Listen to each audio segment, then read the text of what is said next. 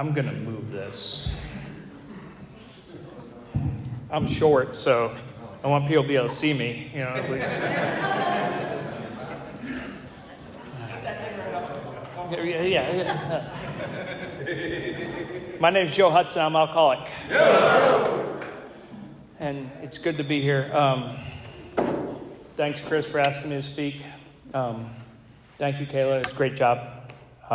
It's always nerve-wracking to get up here when you start seeing everybody, and it's not bad sitting in there, but it's when you come out here that you're, ooh.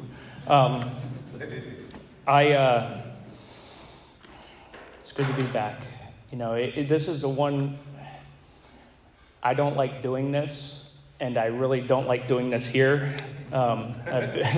It's been 9 years since I moved away, and every time I come back here, I feel, I get bored of talking myself and hearing my own story, and I feel like half of you have heard my story and get bored with it too. So I will not let the truth get in the way of a good story. Okay? So you see me dressed like this. I wish I could say I came in Alcoholics Anonymous and I was always dressed like this. It's not the case. Welcome if you're new, celebrating under a year, even if you have more. A friend of mine says, welcome. I also worry about the people who are on their way out, and those are people that I really can identify with at certain points of sobriety. And, if anything tonight, if anything I say offends you or anything, please don't let this be your last meeting because of me. I don't want it. Alcoholics Anonymous has given me so much that I don't want me to get in the way of the best thing that's ever happened in my life. So I was born and raised in Newport Richey, Florida, to two loving parents who were the best parents you could ask for. I have an older brother and two younger sisters, and they're my absolute heroes. I grew up in upper to middle class family, and everything I had in life was because of the direct result of them. But somehow, some way, of all my dad and mom's hard work, I thought I deserved everything. I heard a guy say, I was born on third base and thought I had the triple to get there. I'm entitled, everything's like that. And I love it. And I grew up and I went to elementary school and around here and got into middle school. And my brother was a senior in high school. I was in 8th grade. And he took me to a party and he gave me a bottle of wine and said, have fun. And it changed my life. I drank a half bottle of wine and all of a sudden I could talk to girls. I was in the party and I was talking to people and having a great time. And my brother said, hey, you want to go to the mall? Absolutely. And for the first time in my life, I've always been a scared little kid at the same time of feeling entitled but being scared at the same time, is I felt like I belonged. I saw kids in middle school and they could talk to girls and like they were the cool kids. They were hip, slick, and cool. And I sat there, I'm scared to death of people, and for the first time I could talk to people and get along and nothing bad happened. And it was one of the greatest nights of my life. I don't remember a lot of my first things I've ever done. I don't remember the first time I ate a steak. I remember it was December 23rd, 1994. I remember it like it was yesterday, and so I go to high school and I do well. I excel in sports and I'm halfway decent in grades. And I went from my freshman, sophomore year going, man, that was great. We'd go out, we'd have a good time, I'd drink. And I'd go, let's do that again sometime soon. To my junior year, it's what are we doing this weekend? And to my senior year, it's forget this weekend, let's get drunk now. And I loved it. Somehow, I don't remember this, and I ended up getting accepted to Florida State. And I went there, and it hit me probably about 5 or 6 years ago, I asked my mom, I go, Mom, I don't ever remember applying there. And she goes, you didn't. Your dad and I applied for you. So this is the stuff I'm talking about. So, I've become just I wish, I hear stories in here some people have horrendous and terrible things happen, and they tell these great stories in here, and I'm just a boring guy. I drank and didn't go anywhere, They talk about drinking and going. I flew to this. I didn't do anything.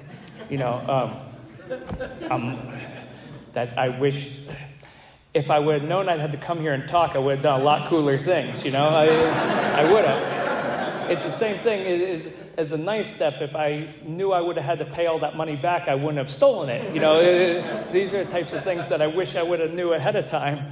But so I go to Florida State. They're the number one party school in the country. I don't know how to live life. I get up there, a week later, we have our first football game, and it's on. Thursday nights we go out. Friday, people come in for a football game. I drink then. Saturday, I drink then because it's tailgating. Sunday was NFL football, drank then. Monday was Monday Night Football, you drank then. Tuesday, another good night to go out, so we drank then. Wednesday, if you carried it into Thursday, you could drink then. And so that's how I did. I got a 0.7 GPA my first semester, and it was my daughter's in college now, and I sit there and I see her, and she's responsible. She goes out when she doesn't have class, and I sit there and go, I missed all this, and you can sum up my life in that I skipped the day that we learned about life. That when they taught you how to balance a checkbook or pay stuff on time or anything, I missed that stuff. I'm going through life. In kindergarten, you see these kids walk up, and no one knows where they're going. It's their first day of school. And some kids will ask, hey, where do I go to class? They're scared as I am. They'll ask, where do I go? And they'll show them the way. Me, I'm so scared that I don't want to ask anybody because I don't think anybody feels the same as I do. So I'm judging my insides by the way you look on the outside. So I see them walk into class and I say, well, I must have missed something, and so drink and change that for me. And I come home from my first semester of college, and my dad's like, how'd you do? I said, not so good. He said, that's good you had fun, but remember why you're there. You're there to get education. So I made it up right then. I said, you know what? I got a job. I took classes, and I didn't drink. And I made the dean's list. I got 3.8. Sponsor says I have to be rigorously honest. So I will tell you the classes that I took were theories and practice of baseball, coaching football. I had a bunch of Neanderthals in my class. If anybody knew of Florida State football in the 90s, all those guys were in my class, and we got along great. And so I get up there, and there were some nights, because I had baseball class Friday morning, that when baseball season rolled around, the teacher wouldn't be there because he'd be off with the team. And so we'd have no Friday classes. And at this point, I'd go, all right, we can go out Thursday night. So we'd go out Thursday night, and, I'd walk into Winn-Dixie, and they always had a beer special, but when you walk the corner of the beer aisle, the big book talks about that sense of ease and comfort that comes at once with taking a first drink. Drink you others see impunity. For me, it's a little bit before that. It's when I turned that beer aisle and I grabbed those cases of beer, I knew my life was going to be okay. I knew that it was all right. And after that semester, I said, forget this. This is not what I want to do. For the next 4 years, I failed out of 4 colleges, never received another credit hour, and I'm still a 6-year freshman. Both my kids have passed me on credit hours, And at this time, people had started saying, my parents had started saying to me, Joe, if you just didn't drink, your life would be okay. Joe, if you just didn't drink, your life would be okay. And I start going to psychiatrists and psychologists because there's something wrong that I don't know what it is. And because as much as they said that, my answer, not to them, but in my head, was always, no. I drink to make my life okay. I drink because it makes me whole. So I'm here tonight to tell you, if alcohol is your problem and you're here, just stop drinking. Your problem goes away. If living sober is your problem, welcome to Alcoholics Anonymous. And that's what happened. So I go back home and I get the only job I can get is with my dad. Living at the only place I can live with him and my mom. Driving the only car I can drive, his. And for some reason, now they lived in a gated community on a golf course. And I had purchased a gun that I thought was needed for protection. I don't know why. I think I'm some thug or something. I'm really not. And so I'm driving home one night and I have a moment of clarity. And I can't stop. I cannot stop drinking. And I said, this isn't going to end well. This really isn't going to end well. And so I got home, I take the gun, and I'm getting ready to, I'm not going to pull the trigger. I'm not that tough.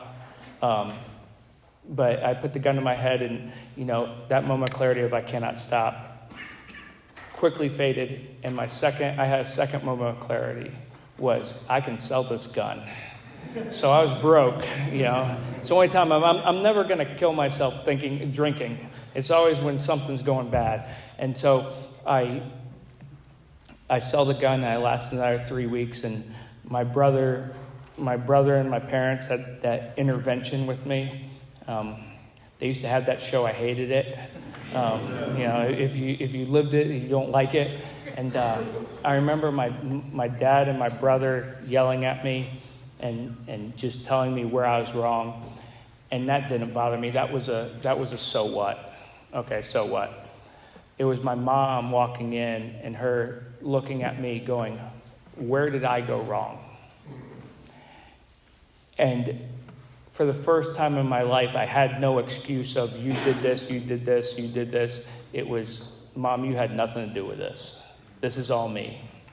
I wish I could say alcohol did this to me, but it was me who did this all to me. And so I went to a 28-day treatment program that 4.5 months later I walked out.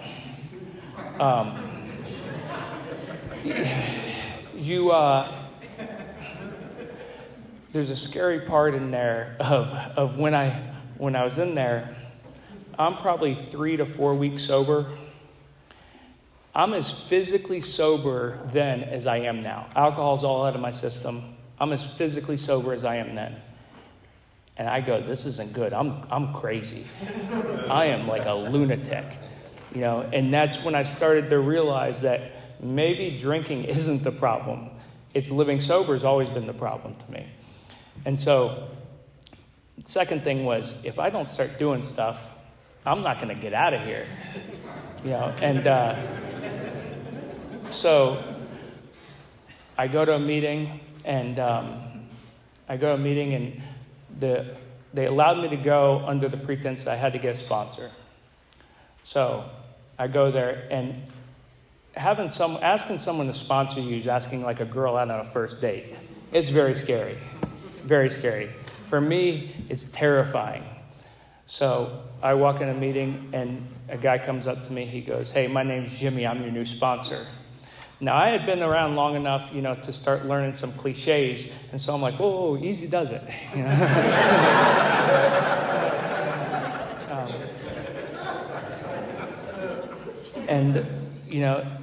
And so he's like, we're going to go through the book, and we're going to do steps. And we start going through it. And, I was a bad member of Alcoholics Anonymous. So I'm the type of person that when I was newly sober, I would sit in a meeting for about 10 minutes. I'd get up. I'm going to make a racket when I get up. I'm going to go outside, get a cup of coffee. I'm going to smoke a cigarette, come back in. I'm going to sit about another 10 minutes, go back outside, smoke another cigarette, come back in. I'm just going to destroy the whole meeting. And so I'm sitting in a meeting with him one night, and I was like, I get ready to get up. And he says, what are you doing? I said, I'm going to the bathroom. He's like, sit down. I'm like, what? Like, I got to go to the bathroom. He goes, no, sit down.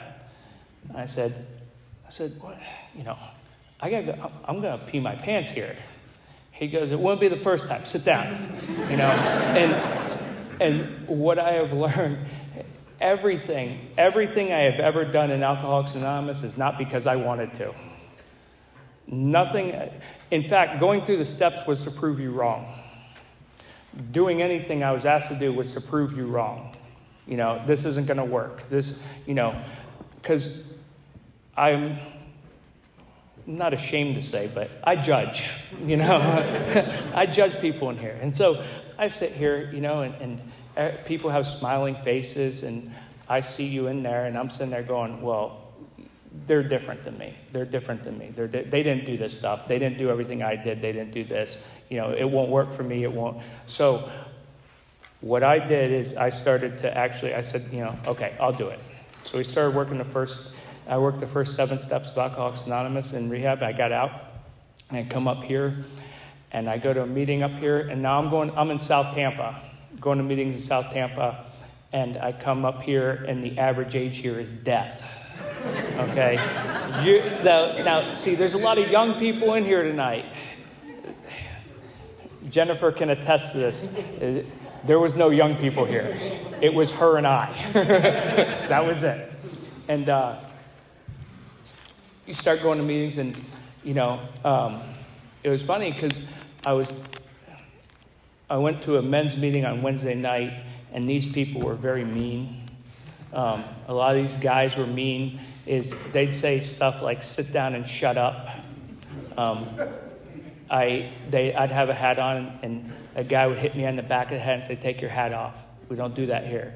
And then I'd get hit with a cane or, on the shin, And I actually met Chris there at this meeting, and me and him were in the back judging the hell out of everybody, and he goes to prison. I still stay, but...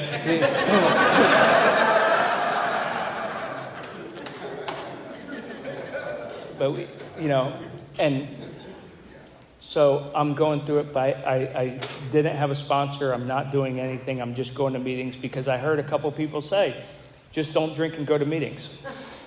Okay, I'm going to listen to that one. Then I started hearing stuff that is well-meaning, well-intended things that people say in here, but really that stuff doesn't apply to me. That easy does it does not work for me. I am as lazy can be. You tell me easy does it, I'm busy, cool, first things first. Okay, cool. I don't do the first thing, I don't have to do anything else. I heard the group is my sponsor. Oh, that's a great one. Take what you want, leave the rest. When I'm new, if you say take what I want, that is not good. I'm not listening to recovery. I'm sitting there looking at the girl going, how can I get her? How can that guy, I like what he says because he's talking about how nothing's his fault, so I'm going to listen to him. You sit here long enough, you listen to this stuff, and you can have the whole smorgasbord in here. And I started listening to stuff, and slowly, I just started getting crazier and crazier. And I'm sitting there at a 1.5 years sober. I have a bottle of sake in one hand and a knife in the other. I'm ready to slip my wrist or drink. Because you're at a lonely place at that point. So I've been coming here for a 1.5 years, going to meetings daily. And all of a sudden, Alcoholics Anonymous doesn't work. What I think Alcoholics Anonymous is does not work. Because I'm ready to kill myself. And then drinking, I know doesn't work. Because just my life is not good. And I said my first honest prayer in Alcoholics Anonymous that night was, God, please help me. I poured the bottle of sake down for some reason, and I put the knife down and I went to bed. I tell people a lot. There was a lot of nights I wanted to drink when I was newly sober. Not one morning did I wake up wishing I had. So the only thing I ever did right in my first, and even up until now, that I have done is I have not drank. I've done everything wrong in Alcoholics Anonymous. And so I said my first honest prayer, and about 3 weeks later, there's a guy at the A Club, and they used to have Friday night or Saturday night dances, and he's out there, and I got a little shirt I got a t-shirt on that has a little hole in it. And he walks up to me, he says, "You're an AA now, dress like it."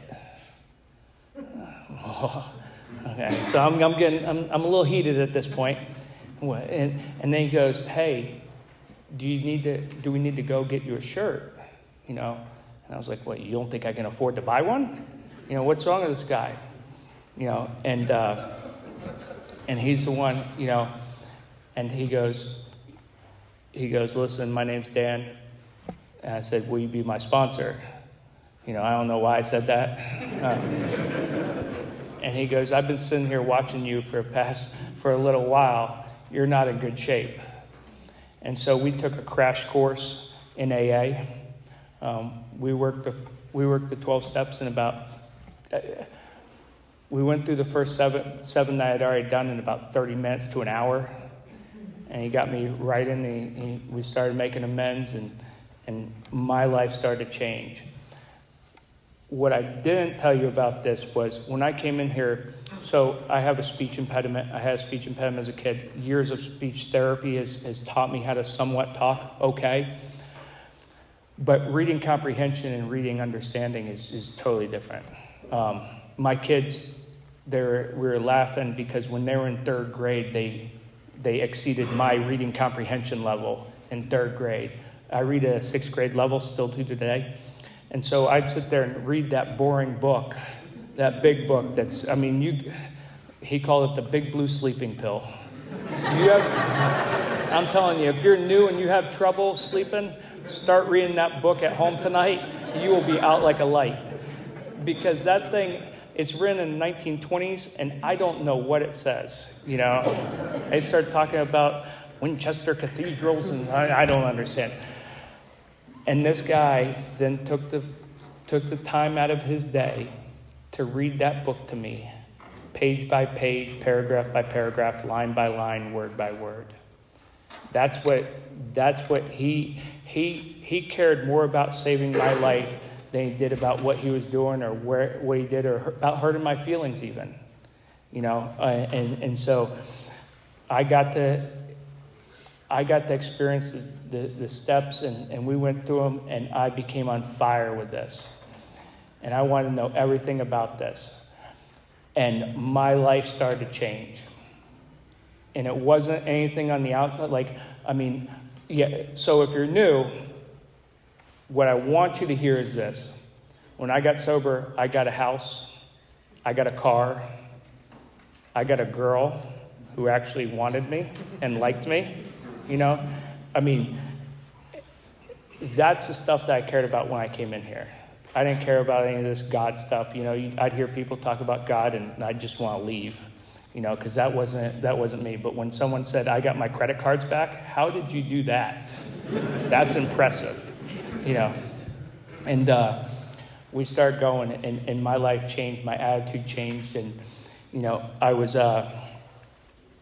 I saw this post I went to different middle school, and their high school they had these posts where, when you graduate, you post this stuff. And I saw a girl that we were friends, but we dated in sixth grade. We held hands and kissed in between classes. That was about all I did in sixth grade. And so I texted her, I sent her an email, and I said, "Hey, I'd love to sit down and have a talk with you and see where you've been and what you're doing." She goes, "Yeah, you want to go to a bar?" I said, "Funny story, but how about ice cream instead?" And so this is my story. Her story's a little bit different. She's like, "What the hell? Why am we getting ice cream?" And so we started talking, and I told you I'm scared to talk to girls. A girl could be like, I am bad at reading signs. A girl could be laying in bed saying, "Joe, I want to have sex with you." And I would be like, okay, if I play my cards right, I might be able to kiss her. I'm not even, and she gave me a hug one night, And it was a little bit longer, and I caught a sign, and I fell head over heels in love with her, and we go and we get married, and then 6 months later we're going to hospital to deliver a little girl, and my daughter, so my wife's in labor. She's pushing for 3.5 hours. Normally it's like 3 is the most you want to do, 3.5. They grab the forceps, they yank her out. She got stuck in my wife's pelvic she has a giant noggin. So when she was little, she looked like my sister too. Had the same thing. It was like they were like bobbleheads, And so my wife's holding her, and she turns purple. She stops breathing, and this is at like 3 or 4 in the morning, and so they rush her off to the NICU. At 5, they come back and tell us that she has a heart murmur, and I didn't know what that was. And at 6 o'clock, they come back in. They're saying we had to take her down to X-ray. She's got some swelling on her brain. We don't know what it is, and so. At this point, I'm up like 40 hours at this point because we'd been in labor. She'd been in labor for a few days. And I walk into the NICU, and we're not allowed to touch her. And so for a long time, I was ashamed to say what I'm about to say because I thought no one felt like this. There was no when you see your wife or a girl give birth, they have that connection. The mom has that connection with that little girl or little boy, and it's just magical. Me, I don't have any connection to this kid. Okay, it was awesome to see giving birth, but there's no connection, and I always felt ashamed that I didn't have that. I didn't feel that towards her, and so I walk into this NICU. And I see this little baby sitting there, and she's in the heater, and I'm not allowed to touch her. And, I looked out and I said, this is probably my second prayer in AA, truthfully, is I don't pray that much.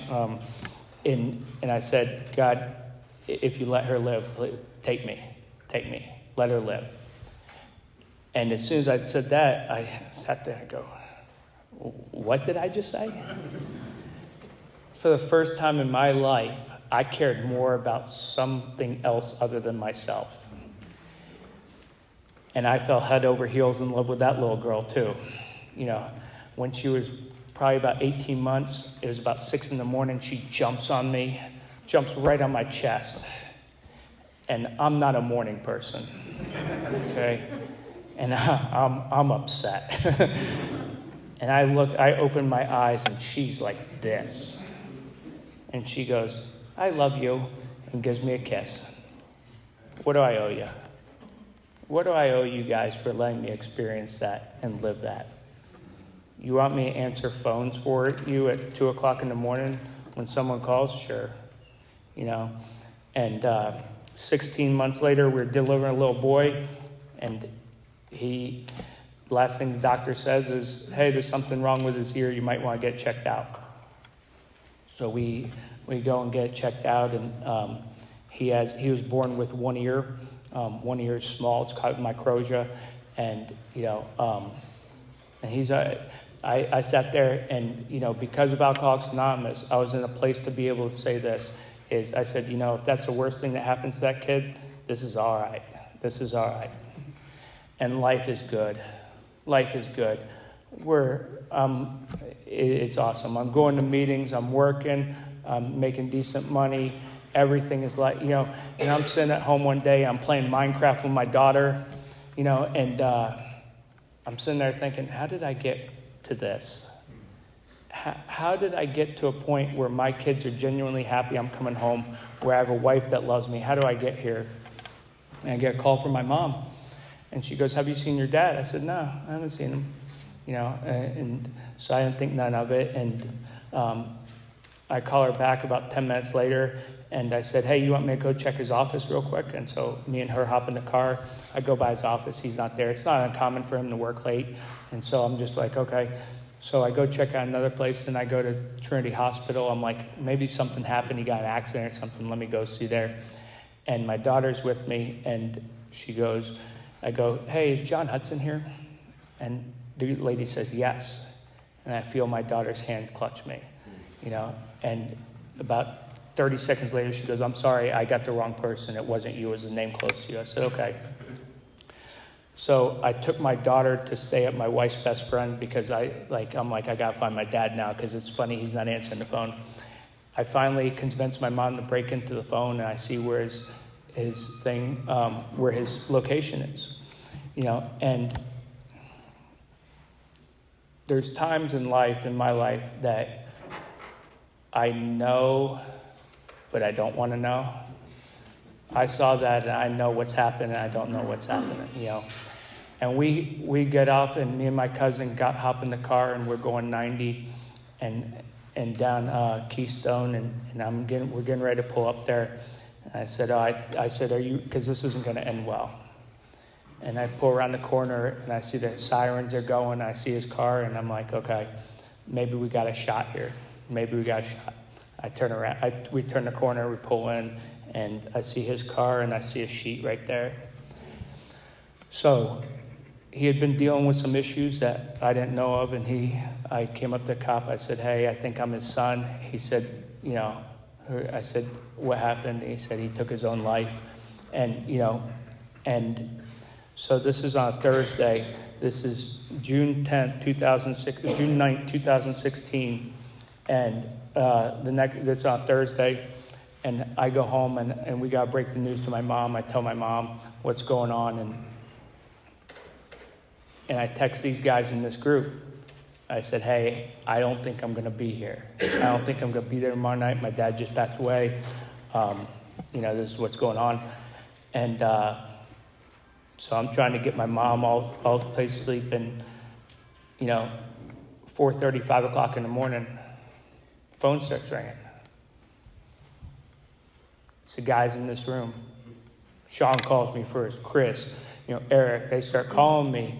Hey, how you doing? What are you doing? How you doing? Hey, what can we help you with? These guys, they decided to, this is what we do. We support each other through thick and thin, the good times and the bad times. Eric and Chris are coming over there. They're mowing my mom's grass. Again, what do I owe you? You want me to sit up here and talk for a little bit? Sure. I'll be more than happy to. And the people in this room saved my life. We go through it, and he gets buried. And for the next 6 to 9 months, I'm a waste of space in here. I'm not doing anything. I'm coming to this meeting Friday night. I'm sitting in that chair right there. And just, how you doing? Okay, good. And my wife comes up to me and goes, I'm sitting at home one night, and she goes, Joe, I can't do this anymore. You're killing me, you're killing your family, and you're killing yourself. And I'm thinking, this is not going to end well again. And she says the worst thing that I could possibly ever hear in my life is, I called your sponsor.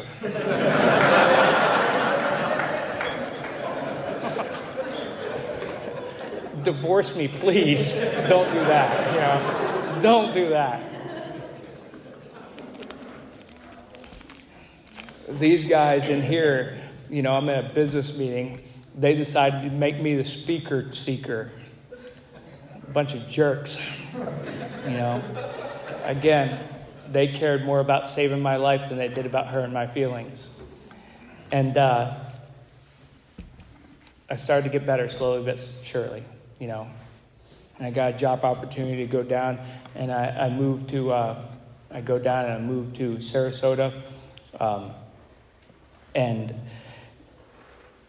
my best friend flew down. We've been going to school since kindergarten, and we're sitting there, and so after this meeting, everybody came over from the group and it's going to move me. So everybody loaded up my house. We put it in a U-Haul. And he's sitting out there. He goes, like, this is a lot of people. There's probably 30 people there. And I sat there and he goes, I said, at the time, there's probably 50 to 100 years of people prison time in my house, right now. And he's like, what? I said, yeah. And I go, I'm probably being nice when I say that.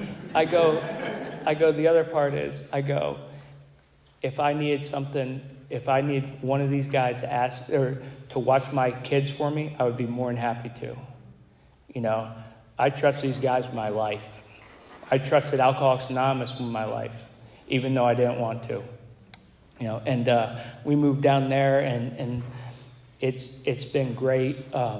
My kids, they grew up in spite of me. It is really neat to see, like, as you go through, and parents will know, and as you see this little kid, and they take their first step, and it's amazing. And and you see this little baby, and then they get to be about 2 and take their first step, and you're like, this is awesome. Like, that's when the fun begins for me, and we start messing around. And then when they're 8, the innocence of them as an 8-year-old, and now I get to see them become young adults. And that's a crazy, amazing thing. I'm here to tell you, people told me, your kids are not going to like you. My kids absolutely love me. They tell my wife and I everything. They tell my wife everything. I don't want to hear it, everything. As far as I'm concerned, with my daughter, ignorance is bliss. And so, we're in Sarasota for a few years. Everything's going good. The pandemic hits. A few things happen. I lose my job. And I did what Alcoholics Anonymous taught me to do. I started looking for a job. The reason I say that is I was in a meeting of Alcoholics Anonymous, and I heard someone say, I just have to accept the fact I don't have a job. And to me, what I did is I sent out application after application. You guys taught me to do the work. If I do the work, I leave the results up to God, but do the work. My God will move mountains, but my butt better bring the shovel. Okay? And so I would call, and then I would call again. And I ended up getting a job. I got a job down in Venice, and at that time, we were, like a year later, I was looking to buy a house down there, and couldn't afford Sarasota anymore. It's very expensive. And we moved down to Venice, and my kids, and my wife, we're so happy to be there. The only thing I miss is this group. The thing I really miss is this group. Coming here on a Friday night, it's the one time in Alcoholics Anonymous that I've been truly excited to go to a meeting. I couldn't wait till Friday night hit and I was coming here. Some of the guys that were here at the beginning, like Brian, he'd come here at 3 o'clock in the afternoon and start setting up. And all of a sudden, so he come, then Matt came, and I came at like 4 or 5 o'clock, and we're sitting there for 2 hours. And what I learned about Alcoholics Anonymous is these meetings are great.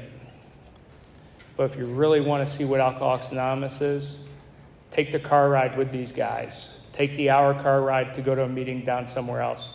Go to fellowship after the meeting. I learned more about Alcoholics Anonymous in diners and pit boss and car rides than I ever did in here.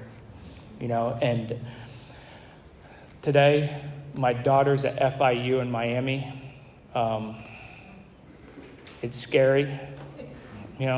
My son, that kid, he's really, both my kids are smart. I don't want to take away from my daughter. She just has to work. She works hard and works hard at everything she does. And she got accepted to go in the summer. And so she went down there in the summer. So we had one, and I thought I'd get that empty nest where I'm missing one. Now she comes back and visits for the weekend, and I'm like, when are you going home? And we went down to they had a parents' weekend, and we went down and tailgate, and we go down, and I'm tailgating with them. Like, I said, let's have a tailgate for a football game. And, you hear stories about kids, not wanting to hang out with their parents. And here my daughter comes with like 15 of her friends that hang out here, and they say, hey, we're going to another tailgate. We'll be back in a little bit. They come back like 30 minutes later, and they're like, this is a whole lot better than that one. My kids are genuinely happy to have me around, and it's all thanks to you guys. It's all thanks to you guys. I wish my son's going to FIU next year too, and they're both going to be down there, and my wife and I are going to be alone, but we're going to be all right, because as long as I continue to do the things that I've done since I first got here, I'll be okay. And it's given us a chance to, me and my wife, for 18 years, it's been all about the kids. And so lately we've been going on dates and going and visiting, going to do things together. And it's been neat getting reacquainted with her, and she's my best friend. I could sit here for another 2 hours discussing how great my life is because of you guys. I'd be the only one here, but I would still do it. Alcoholics Anonymous, everything good in my life has been the result of Alcoholics Anonymous. I'm a firm believer that when we come in here, these meetings that we hold should be pep rallies for Alcoholics Anonymous. How good is my life? How good is your life? That's what I want to hear. I want to hear that. That's what keeps people here. If you're new, just stay. Just stay. You don't have to go out. I remember I was listening to a guy talk, and he said, I had to go out to get where I'm at today. I looked at my sponsor, and I said, hey, I think I need to go out to get where he's at too. And he goes, God, Joe, just stay. In spite of yourself, do everything that they ask you to do. It's not going to work. Just try it. Try and see. Prove me wrong.